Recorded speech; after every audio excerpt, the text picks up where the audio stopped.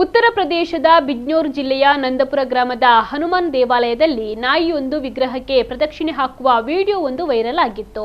ನಾಯಿ ಸತತ 3-4 ದಿನಗಳ ಕಾಲ ವಿಗ್ರಹಕ್ಕೆ ಸುತ್ತು ಬಂದಿತ್ತು.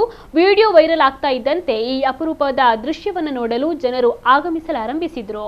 ಬೀದಿ ನಾಯಿಯೊಂದು ಹನುಮಾನ್ ಮತ್ತು ಮಾ ದುರ್ಗಾ ದೇವರ ವಿಗ್ರಹಗಳನ್ನ ಪದೇ ಪದೇ ಸುತ್ತುತ್ತಾ ಇರೋದು ಆಶ್ಚರ್ಯವನ್ನು ಉಂಟು ಮಾಡಿತ್ತು.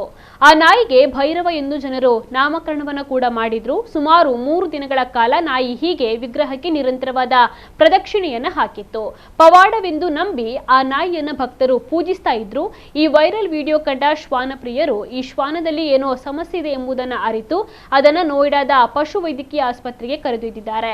ಅಲ್ಲಿನ ಪಶು ವೈದ್ಯರು ನಾಯಿಯನ್ನ ತಪಾಸಣೆ ನಡೆಸಿದ್ದಾರೆ.